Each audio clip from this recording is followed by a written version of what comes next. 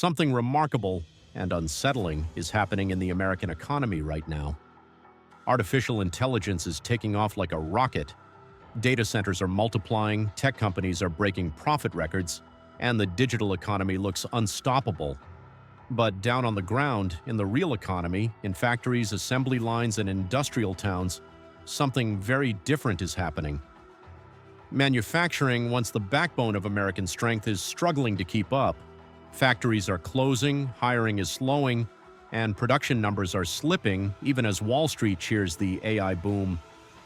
It's a tale of two economies, one powered by code, the other powered by steel, and the gap between them is growing wider by the day. Let's look at what's going on. The US spent the past few years trying to rebuild its manufacturing base. The government poured billions into Made in America initiatives, from semiconductor plants in Arizona to EV battery factories in the Midwest. It sounded like a new industrial revival. But now reality is setting in. Costs are high, demand is uneven, and inflation is eating into profits. The Federal Reserve's interest rate hikes have made borrowing expensive, hitting small and medium manufacturers hardest. And while AI firms are attracting record investment, traditional manufacturing companies are watching capital dry up. In short, money, talent, and attention are all flowing to AI, and manufacturing is being left behind. Just look at the numbers. US manufacturing output has fallen for several straight months.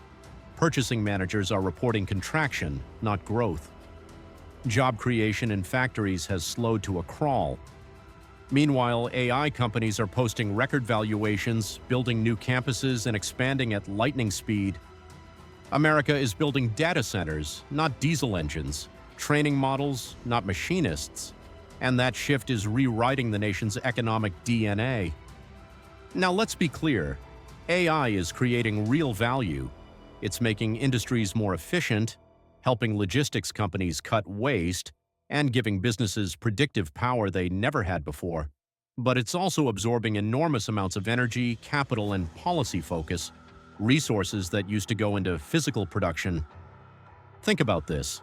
NVIDIA alone is spending tens of billions on new chip facilities. Microsoft and Amazon are buying up huge amounts of real estate to house AI supercomputers. Those same dollars used to fund factories, machine tools, and raw materials. It's a reallocation of national priorities, from making things to training things, and that has consequences. Manufacturing jobs have always been more than just paychecks. They built the American middle class, they sustained communities, they gave millions of families stability without a college degree. But as AI automates office work and factories struggle to compete globally, that foundation is cracking. We're seeing it in towns across the Midwest. Places that once produced cars, steel, and machinery now watch as tech money flows to the coasts. In some areas, factory closures have left behind what economists call silent recessions, local economies that shrink even when the national GDP grows. It's not that manufacturing is dying, it's evolving. Factories that remain are becoming hyper-efficient, using robotics, sensors, and AI to reduce headcount and costs. The modern plant might be smarter than ever, but it also employs fewer people. So while AI and automation make production faster, they also make it less human. The result? Higher output per worker, but fewer workers overall. This is the paradox of progress.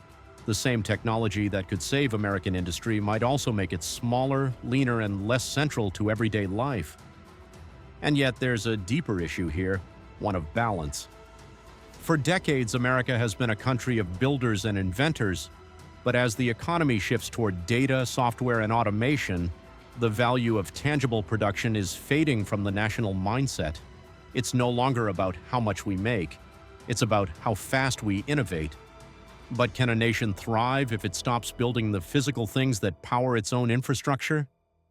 That's the question economists and business leaders are starting to ask. Because AI might generate trillions in value, but it can't forge steel, lay bricks, or assemble turbines. The US still needs manufacturing to maintain resilience, especially in a world where supply chains are fragile and geopolitical tensions are rising.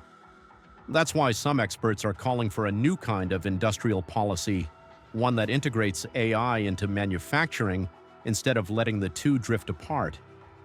Imagine AI-optimized factories that predict machine failures before they happen, or automated production lines that can switch designs in hours instead of days. That's the vision, not to replace manufacturing with AI, but to fuse them together. The companies that do this successfully will dominate the next decade. Tesla is already experimenting with AI-driven production systems. GE is using machine learning to streamline jet engine assembly. Even traditional automakers like Ford and GM are training AI models to redesign their supply chains. This isn't about nostalgia for the past, it's about survival for the future. Because every advanced economy needs a foundation of physical industry. Without it, innovation becomes abstract, powerful on paper but fragile in reality. If America wants to stay a global leader, it can't rely on software alone. It needs to make things again, smarter, faster, cleaner, powered by AI but grounded in manufacturing. So yes, AI is soaring, but that doesn't mean manufacturing has to fall. The real opportunity lies in merging the two, using the intelligence of machines to restore the strength of the factory floor. Because the future of American power won't come from code alone, it'll come from what that code can build. And if the US gets that balance right, it won't just lead the world in innovation,